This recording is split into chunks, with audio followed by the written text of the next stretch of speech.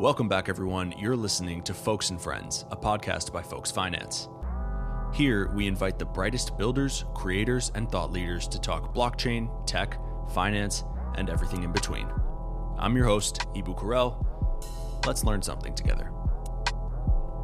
Assets discussed on Folks and Friends may be held by participants of the podcast. This podcast is purely educational and not intended as advice. Enjoy the episode.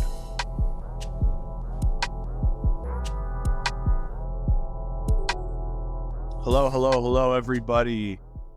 Welcome to Folks and Friends, episode 8. We have a super special guest today, Bendjemil, the head of partnerships and business development globally at BNB Chain. Super excited to have another guest from the BNB Chain ecosystem as we expand over there with xALGO. And Adam was super important in helping us out there. My name is Ibu. I am here with Benedetto, the CEO of Folks Finance. Ben, how are you doing today? Hey, Ibu, and welcome, Adam, to our Folks and Friends Twitter space. I'm good. I'm just trying to pay my tax today, so I don't know how much is a good day, but nevertheless, it's a thing that everyone should do. So, yeah, I can't really complain. Never a great day, never the best day of the year, but I guess, it has to be done. Like you said, it has to be done. Adam, welcome to the space. We have a very intimate audience today. I'm sure we'll see some more people filter in. And of course, anyone can listen to this podcast on all platforms after the fact. Adam, how are you? Hey, Boo. Hello, everyone. Doing great also. Starting the well. It's good to start a Monday without too much drama or black swan in Web3. So consider myself lucky. So it's a good day so far. Wonderful. Where are you calling us from? Paris. Right now I'm based in Paris. Oh, wonderful. Yeah, some pretty great conferences there, don't they? Next one is ETHCC. It's I think it's next week, starting for the entire week next week. It's going to be a pretty good one. There's a lot of people that are going to. I am coming as well. We should get some time for us. Yeah, 100%. Yeah, you guys are definitely going to have to grab a coffee or something, or a glass of wine, as you'll be in Paris. Well, let's get into it. We're super excited to have you, Adam. Like I said, you were very helpful to us as we were getting xALGO set up. You seem to be the point man for the entire BNB Chain ecosystem. Personally, as someone who works partnerships for Folks Finance, I'm excited to learn from you during this next hour. So, we have some questions here, but first, please introduce yourself. Give us a little background on, how you got into your position. Thanks, Ibu. So very quickly, I'm doing then a BD and partnership for BNB Chain. It's been a year now, and prior to that, I was working for Binance, which we'll talk later, maybe about the connection and the difference between both.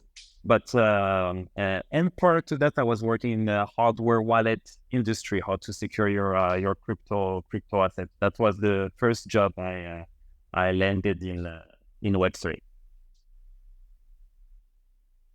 So can you describe BNB Chain, and from your perspective, how's it been for the past year? How would you describe the entire ecosystem of that blockchain? In a nutshell, I consider BNB Chain, so as everyone knows, it's an EVM layer 1 solution. So we have 3 years by now of existence. I would say the main mission for BNB Chain has always been and still remain the mass adoption. So on paper, our objective is to bring the next 1 billion users from Web 2 to Web 3 on chain. And this is with this objective that we are building BNB Chain, and all the developments, all the solutions that we are building always have been directed to that objective. So today, with the market conditions we know, BNB Chain is around something like 1.2 million daily active users. I think this is the third biggest blockchain in terms of total value locked TVL after Ethereum and Tron. And one fun fact, there is 1 million weekly active gamer on BNB Chain that will at least play one of the Web3 games available on the chain.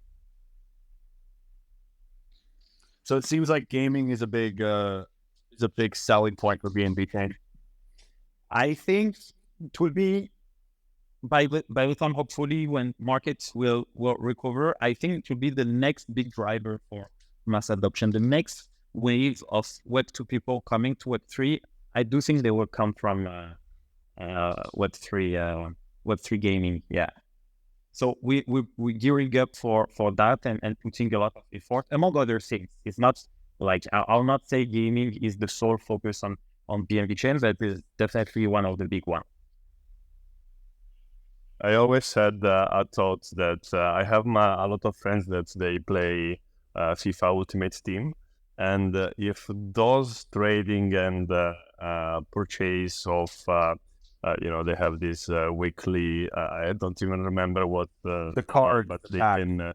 Yes, the packs. If those were NFTs and was on chain, I mean, I was a much better game, and they could push this from each year, each new year. When there is a new version of FIFA, you could bring the previous you had and make it compatible. I would be fantastic. I don't know if you ever thought about it, Alan, but since this is your main role, like this would be an amazing idea to really drive mass adoption, because it's a lot of users, a lot of gamers of Ultimate Team. 100% agree with you. Actually, that's why I try my best not to use like necessarily earn to play or GameFi. I'm not like, I'll say disregarding or liking of respect of earn to play or GameFi, but I think they are a part of the entire Web3 gaming ecosystem. And the biggest part for me, it will be ownership of assets, real ownership of assets. So exactly what you're saying, Ben, with the cards. Could be the same with the skin for the people that played World of Warcraft back then, Counter-Strike back then, but also the assets in World of Warcraft and so on. I think Web3 is just a net added value for Web2 games if it's used properly. I'm pretty sure it will come. I'm seeing what dev are doing right now. There's more and more. It's more and more organized. Now you see, at first we saw Web3 dev building games. So they do not have that much experience back then, and the quality of the game was not necessarily there. But with time, right now, when I'm coming across new games, I'm seeing more and more this is from Web2 video game developer realizing the potential of Web3 and have decided to build their new games into Web3.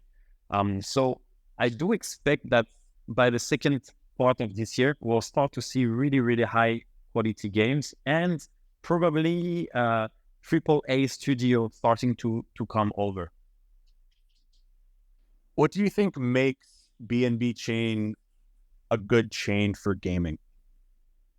I will say, in general, why I recommend BNB Chain to projects. Why I think it's always interesting to consider it is the accessibility for users. So we always try to the user experience always being everything. That's something we directly I get from the Binance heritage. It's always user focused and typically Web 2 user focused, which means this is adapted to what I like to call the Web 2.5 users. This is the users, just starting their Web3 journey, discovering everything, and do not want to. They just want to discover with the most simple experience possible, without having to struggle too much to generate your seed phrase, get access, which token should I purchase, what should I do, and so on, gas, what is gas on the blockchain and all that stuff. So we always try to, we have what we call the Kickstarter program. There's a wide range of solutions here to help you build on it. If you're building a Web3 project and in your business model you need either TVL, if you need capital, mostly if it's DeFi, or most importantly, if you need users, BNB Chain through the stats could be definitely a good choice for you. Yeah, I agree on that, and I think our audience will like if we comment a bit on xALGO. That's why also we choose BNB Chain as our first approach to cross-chain, because like the highest amount of users are there, and they are pretty expert as well.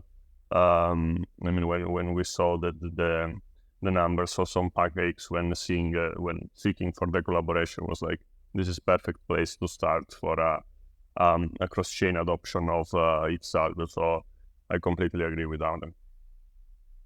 So if you guys have 1.2 million weekly users and 1 million of those are gamers, what are the games that they're going to play? What are the most popular games on the chain? Oh, that's a very good question. So actually, it's 1.2 million daily active users. Present weekly will be a bit more. But I'm very happy you asked that question, because we've been looking preparing that a lot lately. For the ETHCC, we're preparing a side event, going to be like kind of a gaming side event, a LAN where we brought a lot of our games, I mean by our games that have built on BNB Chain, that will be available for everyone to try. So there is a lot. I will name drop few of them if you want to have a look at what's getting built. There is the first I will mention is Elemental Riders. So it's done by a company called Gaming for a Living. So as the name suggested, they really focus towards earn to play. What's interesting about them is that the founder is the previous head of studio for Kills, so Candy Crush. He get a certain experience, and that's exactly what I was saying just before. You know that now experienced Web2 game developer are coming over a Web3. They realize the value for it. They understand that it's probably going to be the future for gaming, with the true ownership concept that hopefully will become something global and mainstream in the near future. So their first game is quite addictive. It's I invite everyone to try. And another one would be Cyber Titans. Cyber Titans is auto chess type of game. For the one that knows, for example, Riot, they have League of Legends, and they also have Teamfight Tactics. Exactly. So it's like Teamfight Tactics. So it's an auto chess type of games, but everything's happening in Web3. So this is also pretty cool, because you can when you play, you can go for the ranked games, or call the ranked games. They have their token, and you could lock it's very small amount of tokens. It's not. You're not going to become millionaires playing a ranked game over there, but you lock a small amount, will be the equivalency of $1, something like that. You play the ranked. If you win, you win. If you lose what you put. That's one of the way they're using it. But the most interesting thing is through asset ownership. So their battle pass, their skin, and all that are available Web3, and they're going to a DreamHack tournament. For people that are across Europe, it's pretty famous type of a Web2 gaming tournament. They're really starting to expand over there. So they will be at ETHCC. If you want to sign up for side event and come to see, you're more than welcome. And much more to go. Yeah, I don't know how long I should name drop, because there's a lot. But yeah, those two ones came to my mind there. I'll definitely ask you for a link to come and see. I'm very curious about it. I'll share it after then. So the type of games that are hitting Web3 right now are not, I mean, they're simple games in a way. I mean, I'm sure it's difficult to build, but they're not, you know, up to the level of like a Grand Theft Auto or a FIFA or a Call of Duty yet. So I think it shows that there's a lot of room to grow in that aspect. Like we're still very early in the Web3 gaming cycle. It's getting mature. I think it's getting more and more mature. Like what we label as AAA games. So supposedly the best quality of game we're able to do. So it's big studio, you know, hundreds, if not thousands of employees working for years to make that game and finally release it. That's probably in my humble opinion, the true sense of what is a AAA game. It's not ready yet for obvious reason because Web3 games is just something new, but it's coming. I think we've seen a huge, we've seen a lot of studios starting to build on it. Probably they're still working on it right now. And I'll say a little bit of alpha from the information that I'm having. I think the second part of that year we'll start to see at least teasers, if not games that starts to be looking more and more like a AAA game. Will there be a AAA this year? I hope so. I don't know, but I think at least what we could label as a AA game that will start to come. Probably on a lot of different blockchain, and from our end, BNB Chain, we were happy to have our fair share of that type of high quality game. And then it's strategy, you know, where you want to focus. Do you prefer to work with a big Web2 studio and invest heavily on them on a partnership, or do you prefer to work with Web2 video game developers, people that have a lot of experience and decide to go for entrepreneurship and building their team? So they have the knowledge, but smaller team, but they move faster. There's a couple of choice. So, but the constant will be the next month is going to be very interesting for gaming. I'm pretty sure. Yeah. I've just one last comment or question on gaming, then we might move on to a different topic. But I think one difficulty with AAA games coming into Web3 is that the profit incentives for them may not be there. By which I mean, let's say if FIFA wanted to go Web3, and as Benedetto was saying, they put the packs as NFTs, they're actually giving up a lot of revenue that they could make with, compared to what they're doing right now, which is controlling the entire marketplace. They control the prices. There is no reselling, or there is reselling of the packs, but it's in their own in-game currency that has no monetary value. You can't really make any money off of it. Whereas if it was an NFT, the packs would be traded with real either crypto or stable coins and things like that, which would take some of the profits off the table for the game or the company itself. So how do you think, games will address this? Is it they create their own apps, their own custom marketplaces? Do the systems have to evolve on chain? What do you think about this issue? I think there will be solution. What I can think straight right now is, you have a new way to do revenue. This new simple is on the marketplace. You put a percentage. You take a percentage of the NFT of your collection, the same way OpenSea works with all the NFTs they are selling. You take some royalties on the NFTs you're issued. So when you issue an NFT, if it's traded between people, it's good for you. You're making money out of it. Then you have to control your economy. It's going to be a tougher challenge, because they will have monetary value. So you better hire good economists behind. It's not going to be a very easy, but it's not going to be totally impossible. We've seen games, a little bit see example, but for example, when I was younger and not working yet, had a lot of free time, but not a lot of money. I could play hours and hours of World of Warcraft, and then on eBay, rare item was pretty easy to sell them what we'll label as a black market. They were a real economy back then. And later on, when I started to to work. Suddenly, I have no time anymore to play. I still love gaming as much as I always did, but I have more money that time. So I could purchase what I need, like the usual since the beginning of humanity, right? What we're doing, trading time versus something of value. Here, money. So I think it works. I think the business model will work.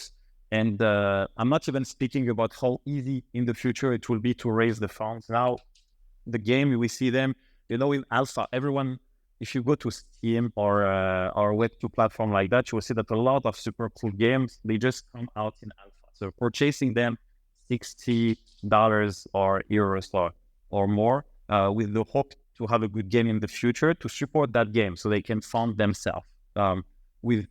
I'll not speak about token because I don't think it will be the best solution, but with NFTs, selling NFTs, it will be also a great way for helping a good studio to raise the money they need to get started without having to, and it will be replacing this alpha kind of game instead, and maybe it will be for the better. I'm just throwing ideas, but I do think solutions will be easy to find in the future. Pretty sure Good Brain will work on it. Yeah, definitely agree. Of course, there will be solutions. It's still very early. It seems like a lot of gaming companies are waiting for someone. It seems like everyone is ready or maybe thinking about it in the big AAA gaming studios, but they need to see a proof of concept work properly first. And the question is, which game is going to be the first to try that? Is it going to be something like Roblox, Minecraft, FIFA, Fortnite, etc.? We really don't know. Moving on a bit to a different subject, I'm curious about your day-to-day running BD for BNB Chain. What are the things you focus on the most? I'm sure you have hundreds of projects that you're in contact with. How do you prioritize which to interact with, which not to? When you wake up, what's the first thing you do, type of thing? Oh, I think that's very similar to everyone Web3 here. so the day, it's a Web3 company in the end of the day. So when you wake up, it's of course your Telegram is filled with a message. In the nutshell, when you're doing BD and partnership in BNB Chain, your main mission is to drive this mass adoption I was talking before. So the top KPI is bring the next 1 billion users on chain. And we're just a blockchain. Blockchain is a cool technology, but a blockchain as a blockchain is not, if there is no one building on top of it, this is not interesting. So we have to find the projects that have potential to attract more and more Web2 users, ideally, and give more and more cool stuff to our current Web3 users at the same time. So we review a lot of deck always. Everyone is welcome on BNB Chain. This is permissionless anyway. So if you want to build whatever you have to build on BNB Chain, you are welcome. This is permissionless. And as VBs for BNB Chain, we don't have a say. It's not like, oh, no, you cannot come to the chain. It's never going to be like that. We do not have that kind of power. But the main role when we speak with projects is helping them with their needs. And depending on their state, sometimes they're looking for funds and help and try to be in touch with other people. We let them know what we can do, what we cannot do. Sometimes they're seeking support for marketing. We're telling them same what we can do, what we cannot do. It can be tech support and so on. It's a wide range. And we're a little bit like a Swiss knife, like probably a lot of people in Web3 are, and I'm pretty sure you kind of do the same. We just try to give to the project what they need, answering their needs. And if we cannot explain them why and still find it, there's always, I think, a room for collaboration.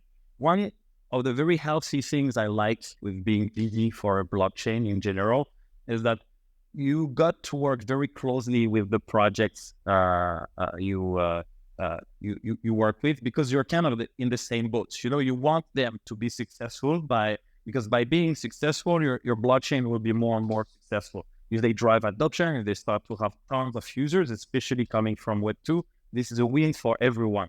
So depending on the projects, I mean, always with projects when we start work. Right now, thinking about sports finance, for example, I do want to see xALGO becoming big on BNB Chain, regardless the use and or anything, and it's because it will be good for everyone. So that's the general philosophy. Yeah, we definitely want to see xALGO become big on BNB Chain as well. It's the first bridged algo into BNB Chain. It's the first DeFi product that connects Algorand and BNB Chain. So I think, we're very happy about that.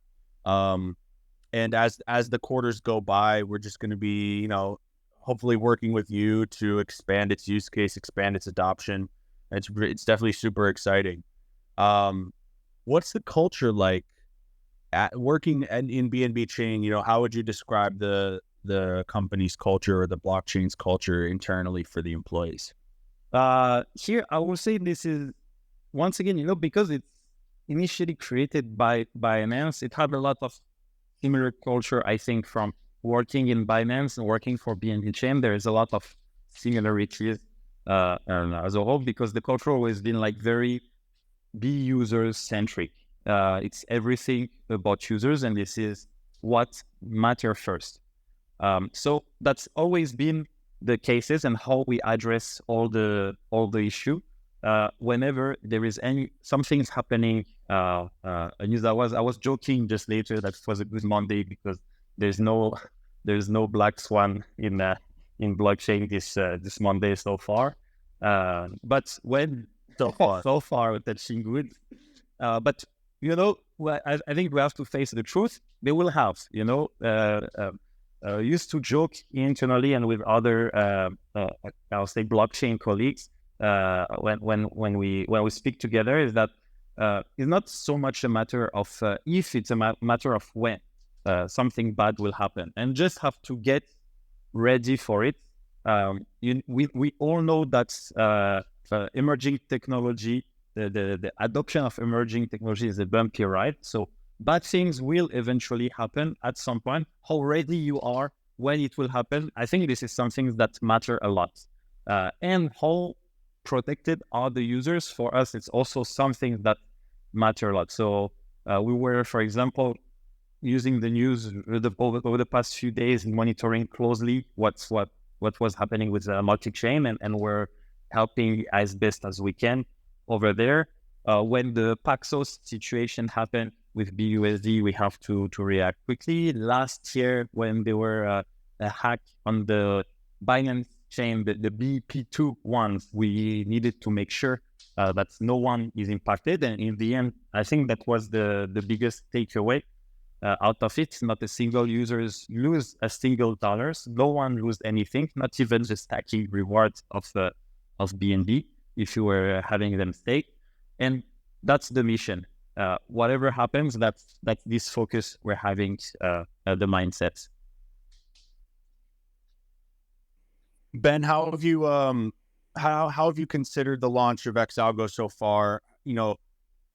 Why did you decide to move to BNB Chain as Folks Finance's first cross-chain product? I think it was not a difficult choice, honestly, because I was, let's say, all the bricks was being aligned to build this wall. We met the BNB Chain team. You remember, you were with me.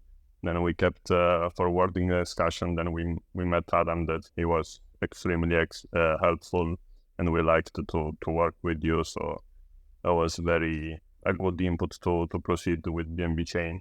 Then we just let's say analyzed the environment, and since the nature of xALGO, that it's also a very attractive feature for yield seeker, we thought that BNB was definitely the best place.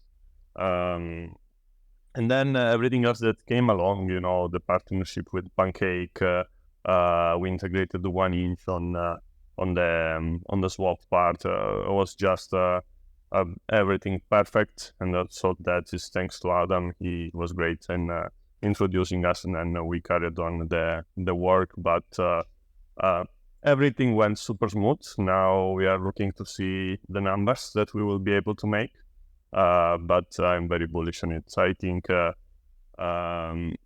we will get at least maybe 3-4 million algo being committed in xALGO, and that will be very similar result as we had in the first liquid governance that we did on Algorand. So for me, that would mean a good first milestone, for this first quarter of committing, and then to improve it. Adam, how has BNB Chain reacted to the market drawdown? How does BNB Chain in the bear market compare to BNB Chain in the bull market? It's a good question. I'll say like everyone, we definitely see a drop of everything, of the total value loss, of the daily active users, of projects that are building in Web3. But it's not we know the cycle, how it works. So far, it always has been an industry working with this cycle. What does it mean? It means that when things are good, you got to prepare for the winter, and when it's the winter, you had to build for what's to come ahead. That's why we have recently launched Greenfield, our blockchain storage solutions, OPBNB, leveraging the optimism stack, the OP stack, also to offer solutions to project that's looking for a way to scale up efficiently on BNB Chain. So this is good time to build. Right now, there's much less noise. You were asking before, when I was in hundreds and hundreds of groups. I think everyone pretty much here working in the industry is in the same case. Now things are more silent. It's more, I'll say, you see more quality conversation. You can focus on real good things. And one of the cool things also is that the project that's staying around during the bear market, the projects usually they prepare well. They understand how this market works. They have been able to plan well ahead. And usually this is a good sign. This is really healthy things. And now everyone more or less is busy building for hopefully the next bull that will be ahead, maybe in 1 year. I don't see the future, but say just based on the past. So yeah, this how we've been doing as expected on the bear market, and so far so good. So do you work remotely, and does your team work remotely as well? Yes. We all work remotely since day one. I'll say that's one of the great advantage, and also one of the great cons. Of course, it looks good to work. And I think nowadays more and more also people working Web3 all work remotely. There's less and less of this, so you can just hire the good stuff just all over the world, and you can have a pretty flexible team. So yeah. So what are some of the you mentioned some of the positives. You can hire from all over the world. People can work. You can spread your team in different time zones, so people are active at different times. What would you say are some of the drawbacks and of remote working, and how do you remedy that with your team? They are the same pros and cons actually is all together, because you're always here and never here at the same time. So when in a market that doesn't sleep, the market doesn't close at a certain hour or things like that. So you always have to be ready if something happens. So in the end, managing work-life balance, which is quite important. I think a lot of people joke in our industry that we do not sleep and so on, but long term, the health effects are terrible for people that are doing that. So somehow you have to manage it in a healthy way, finding the right balance. If you are in Asia, I was based in Taiwan before Paris a couple of months ago, and it was very difficult to deal with the people in US, because most of the days then will end up at 3 a.m. Same for people in US. They usually have to wake up pretty early most of the time if they want to do business with people in Asia. Paris, luckily, when you work in Web3 and the European time zone, I think it's the best because morning you get to speak with people in Asia, afternoon you deal with people in your continent, in Africa, Middle East also, and the evening you have plenty of time to deal with people in the US. Then usually that will be the best work-life balance you can expect. That's my discovery so far working remotely. It is true, and also Europe, beyond being well positioned for time zone, like you said, you can talk to Asia in the morning, you can talk to the United States in the afternoon.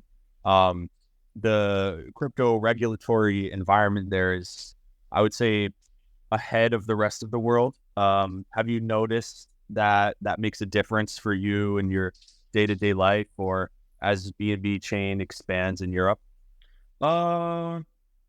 Yes and no. I think this is the regulation. I think it's more so far. I felt the effect is more toward the centralized exchange. So they are feeling it more or less. For BNB Chain, so far business as usual. I haven't felt a really real difference. It gets a little bit more quiet. It's true in US since all the SEC show have started and intensified, but probably it will go back to normal after a while. I do hope for them at least.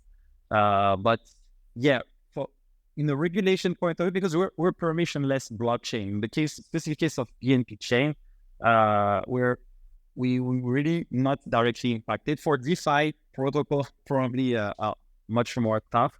But yeah, on the blockchain side, so far so good. I'm touching wood, but yeah, not too much trouble by all the regulations over the world. But overall, probably we see it as a good thing, because once things are clearly explained for everyone, everything will get much more easier. Ben, how do you see cross-chain DeFi evolving in the future? You know, we're seeing more and more products being built. We see xALGO being built. Later on in a few minutes, we could talk about how Folks Finance intends to build more cross-chain products. But just in general, how do you see cross-chain DeFi growing, and what are the steps that need to be taken, in the immediate? I think it is super important. Yeah. Sorry, it was for Ben, that one. Sorry, Ben, go ahead. Adam, you can go first, and then I will give you my opinion. Yeah, sure. I'm interested as well to hear yours. No, I think I'm super supportive of it. I just wanted to share the example of course, Folks Finance, that is starting with a step one, and hopefully maybe in the future going to do more. But we've seen recently with the Radiant expanding from Arbitrum to BNB Chain, it was I think beneficial for everyone. I haven't seen much drop in TVL in Arbitrum with Radiant. The people that were having their capital in Radiant Arbitrum, they stay in Radiant Arbitrum. But when Radiant came over BNB Chain, they also get a very huge chunk of TVL. I think it's nearly $100 million right now with the market conditions we know. So it just being pure added value for them. Uniswap, that came over recently, Trader Joe, to name a few. Overall, the global DeFi battle, I feel it's against TradeFi. When you can have a better ratio, I'll say, of risk reward from DeFi to TradeFi, with DeFi instead of TradeFi, that will be a big news for Web3, and this is where we can start to hope to see even more adoptions coming in Web3. So far, I've seen only good things for DeFi protocols deciding to go multi-chain, and I am yet to see the real counts for it. So I'm super supportive of it. On the way or another, by the way, PancakeSwap has recently expanded to Ethereum. They did looking toward Linea, I guess, and Polygon ZKVM. And we do not see this as a threat. It's more of a good move. Yeah, this is definitely an opportunity, and I will add the more maybe I have a more DeFi oriented view here. It's for me. and before we spoke about what is going to be also drivers of mass adoption, maybe also from next bull run, what will be hot topic. And I believe that the new way of building not multi-chain, that is what mostly of the app do, but cross-chain or omni-chain. There is also these other words that I think will be a hot word during the next bull run. Is much different, and the reasoning behind is because it's not just about exploring other markets. And I agree, of course, what Adam said is true. It's opportunities to cross-pollinate ecosystem, to share values. It's not let's say a race of who is stealing TVL to who. I believe it's more of creating product that a larger audience, and it's in more ecosystems, so can be more partnerships. It's all interconnected. But my point is that the new way of building, for example, DeFi in cross-chain or omni-chain app is that you are going to remove the friction of bridging, and that is very important, because for me, a lot of the limit in the mass adoption, it is also this, is that we are segregating users, TVL, assets between chains.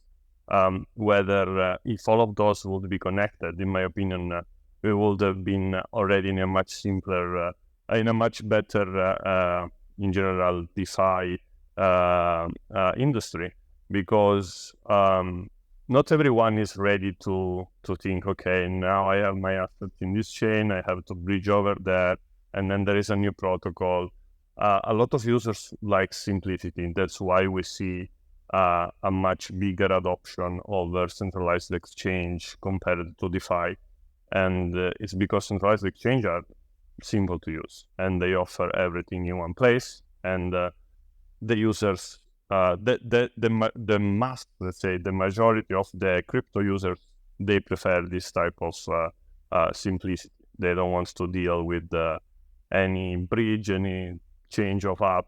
But with this new technology that is arising, and it's getting better and better as messaging layers, bridges getting better in terms of security, we can build apps which are interoperable between chains without even knowing to the final user what chain you are using. And is very important, because I will not need to switch from a layer, from a chain to another, and I'm just using an app. I know that underneath there is blockchain. I know that blockchain is something useful for the app. That's it. That's what the user should see. Not even actually caring that there is blockchain technology there. It just needs to know that this new app is for their digital assets, and it works in a safe way. Then what chain is underneath, for me, it's a bit irrelevant to the mass adoption, honestly. So Ben, if you want to get to a point where it doesn't matter what chain someone's using, it doesn't matter what wallet they're using, then what is the point of having different chains at all? Of course, so there is a point of having different chains for the builders. But let's think, for example, as we were discussing before, about gamers. Do you think they want to care about what chain they are using? As Adam said, those are Web 2.5 users. They just want to play. They just want to have fun on the game. So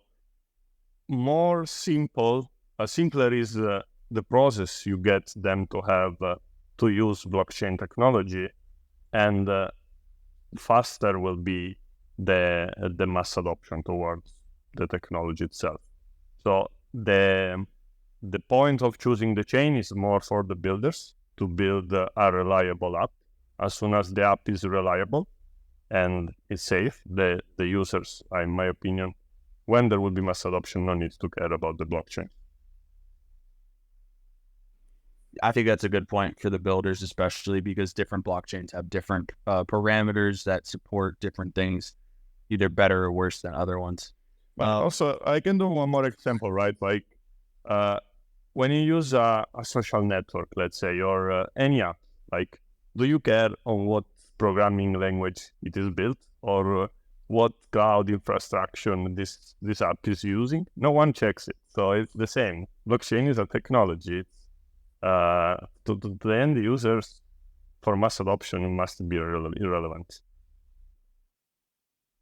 Adam, what's the next year looking like for BNB Chain? What are you looking forward to on your roadmap? So on the roadmap, we keep listening to the feedback of what the community wants, what projects, what builders want as a blockchain, what they would like to see. So recently, the feedback we received is that they do find that for protocols, for projects that need to do tons of transactions, our gas fee were still a little bit high for them on the Layer 1. So we heard the feedback. We slashed the fees on BNB Chain, moved from 5 GUI to 3 GUI. And at the same time, we released OPBNB, that's even slash another layer of fee to make it as accessible as they want. Next updates we will be doing is all based on the feedback of people using BNB Chain. It can be users or it can be project. We very much listen what do they exactly want and we try our best to meet their needs. I think this is always how we'll get to go to something working for everyone. So what's immediately on the pipeline right now? Good question. NSDeFi now it's a very sexy narrative. I will say everyone is eyeing it, so I'll try to offer a fair share of it.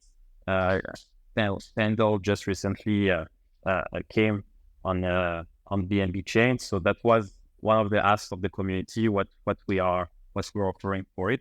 Let's see what will be the next one. In a year, many things will happen. So probably it's going to be interesting. But keep building, as we say. That's always been the mentality. What advice would you give to developers or builders who are looking to build on BNB Chain? Where should they start? Depends which stage they are. We really speak to project at any stage. Like sometimes it's just on the ideation stage. They're having something in their mind and they just want complementary information. There's no problem for that. They're welcome for it. Or they have seeded the projects already and they are looking for tech support. This is also great time to start. Sometimes they are looking for potential VCs to invest. And if they have something interesting, we're usually also happy to facilitate. We do not invest ourselves as a foundation, but we can always put people in touch. It's also things that does work out. When you come, I think what's one important thing is to think about your business plan. Get a business plan that can get you going for a while. Because if your idea is to come on a chain and seek grant and then figure out later how you're going to make all those things work out, with the current market condition, it's going to be difficult, regardless the chain you will be launching in. So I will tend to advise to focus on making sure you can have a business model and that your number works, especially the pessimistic vision. And usually, if it does, then you will be quite fine and you're probably going to see a bright future.